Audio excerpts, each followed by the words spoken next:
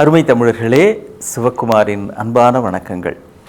காலையில் சாப்பிட்டீங்களா? இல்லை வீட்டில் சிற்றுண்டி தயாராகிட்டு இருக்குதா? நான் எதுக்காக கேட்குறேன் அப்படின்னா, சில பேருக்கு வீட்டிலையே தயார் செஞ்சு சாப்பிட்டு அப்புறம் புறப்படுவோம் அலுவலகங்களுக்கு, இல்லை அவங்கவுங்க வேலைகளுக்கு. சில பேர் போகிற வழியில் நம்ம ஹோட்டலில் சாப்பிட்டுக்கலாம் அப்படின்னு ஒரு திட்டத்தில் போவாங்க. சில பேர் வீட்லேயும் சாப்பிட மாட்டாங்க, வழியில் உணவகங்கள்லேயும் சாப்பிட மாட்டாங்க. ஏன்னா அவங்க வேலை செய்கிற அந்த நிறுவனத்திலேயே காலை உணவும் அவங்களுக்கு தயாராக இருக்கும். ஒருத்தர் ஒரு உணவகத்தில் போய் சாப்பிடலான்னு உள்ளே போகிறார். நீங்கள் தான் வச்சுக்கோங்களேன், நீங்கள் ஒரு ஹோட்டலுக்குள்ளே சாப்பிட்றதுக்காக போகிறீங்க. போய் உக்காந்த உடனே அந்த சர்வர் அங்கேருந்து வந்து சப்பாத்தி இந்தாங்க அப்படின்னு கொடுக்குறாரு. எப்படி? நீங்கள் போய் உக்காந்த உடனே சப்பாத்தி இந்தாங்கன்னு ஒரு தட்டில் சப்பாத்தி குருமா வச்சு கொடுக்குறாரு.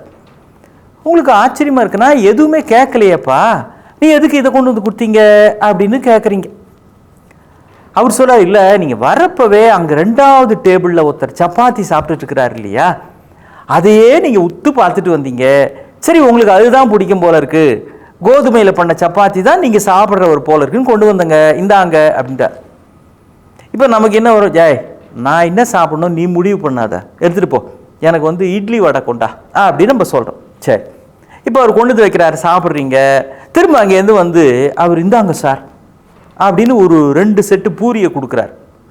என்னப்பா இது அப்படின்னு. இல்லை, உங்களுக்கு கோதுமையில் பண்ண சப்பாத்தி தான் பிடிக்கலையே தவிர பூரி பிடிக்கும்னு நினைக்கிறேன், இந்தாங்க சார், இது கோதுமையில் பண்ணது, சாப்பிடுங்க அப்படின்றார்.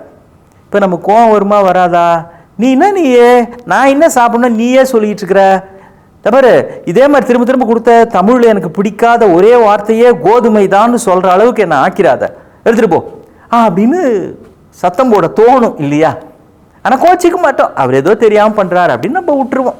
ஏன்னா நம்ம சன் லைஃப் நிகழ்ச்சிகள் பார்த்து பார்த்து பக்குவப்பட்டிருக்கிறோம், எல்லாரிடத்திலும் அன்பு காட்ட பழகி இருக்கிறோம். சரி, இது மாதிரி எங்கேயா நடக்குமா அப்படின்னு உங்களுக்கு தோணுது இல்லைங்களா? நடக்குதுங்க, தினம் நடக்குதுங்க. எனக்கும் உங்களுக்கும் நடக்குது. எதில் தெரியுங்களா? ஹோட்டலில் நடக்கலை, நம்ம கையில் எல்லாரும் ஒன்று வச்சுருக்கிறோமே, குட்டியாக ஒரு குட்டி சாத்தான் மாதிரி ஒரு பெட்டி சாத்தான். நீங்கள் ஒன்றா முயற்சி பண்ணி பாருங்கள். ஒரு வாரத்துக்கு முன்னால் நான் ஒரு கார் ஒன்று வாங்கலாமே அப்படின்னு, என்ன கார் வாங்கலாம் அப்படின்னு அதை அப்படியே பார்த்துக்கிட்டே இருந்தேன். ப்ரௌஸ் பண்ணுறதுன்னு சொல்லுவாங்களே, அதில் இப்படியே பார்த்தேன். ஒரு 10 நிமிடம் பார்த்துட்டு, சரி அப்புறம் நான் முடிவு பண்ணிக்கலாம் அப்படின்னு அதை வச்சுட்டேன். மறுநாள் காலையில் எடுத்து திரும்ப ஆன் பண்ணால் ஒரு 10-15 கார் நிறுவனங்களினுடைய தகவல்கள் எல்லாம் அதில் வருது. எங்கள் காரை வாங்கிக்குங்க, இதுக்கு மைலேஜ் ஜாஸ்தி, எங்கள் கார் வாங்கிக்குங்க, இதுதான் லேட்டஸ்ட்டு, எங்கள் கார் வாங்கிக்குங்க, இதுக்கு பெட்ரோலே போட வேணாம், விதவிதமான தகவல்கள் எல்லாம் வந்து கொட்டுகிறார்கள். எப்படி?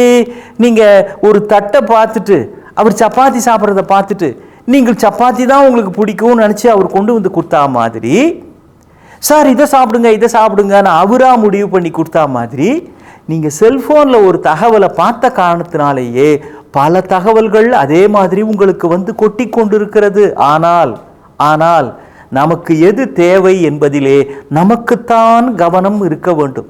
இதை தடுத்து நிறுத்த முடியாது. நம்முடைய கவனம் சிதறுவதற்கு பல விஷயங்கள் உலகத்தில் நடந்துகிட்டு இருக்கோம்.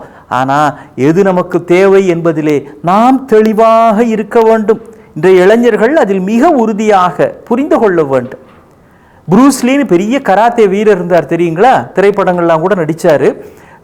இளைஞர்களாக இருந்தால் உங்கள் அப்பாவை கேட்டு பாருங்க, அவர்லாம் கல்லூரி படிக்கிறப்போ அப்படியே ப்ரூஸ்லியோட ஃபேனாக இருந்திருப்பார்.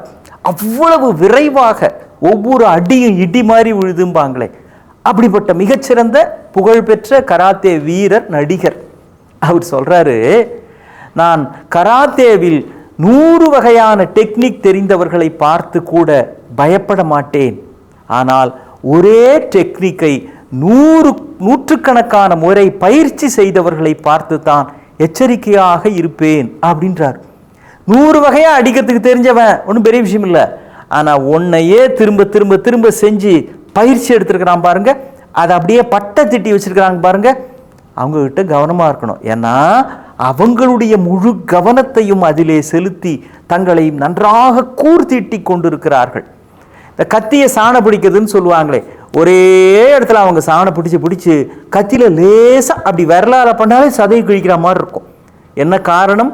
திரும்ப திரும்ப திரும்ப செய்கிற பொழுது, அதிலேயே ஒருமுகப்பட்டு நடக்கிற பொழுது, அது மிக மிக நுட்பமானதாக, நுண்மை பொருந்தியதாக, ஆற்றல் மிகுந்ததாக ஆகிவிடுகிறது.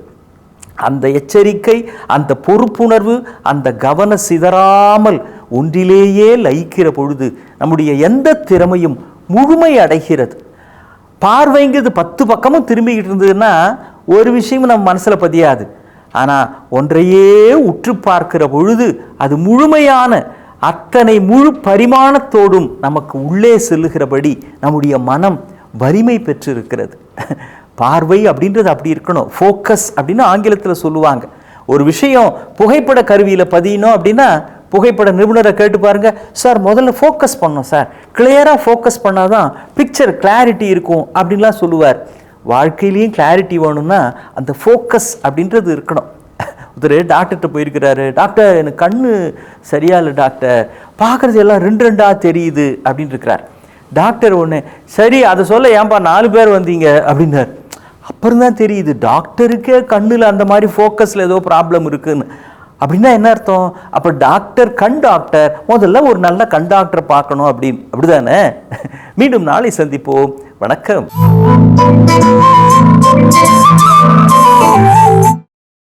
இன்னும் பல வீடியோக்களை காண சன் லைஃப் சேனலை சப்ஸ்கிரைப் பண்ணுங்க.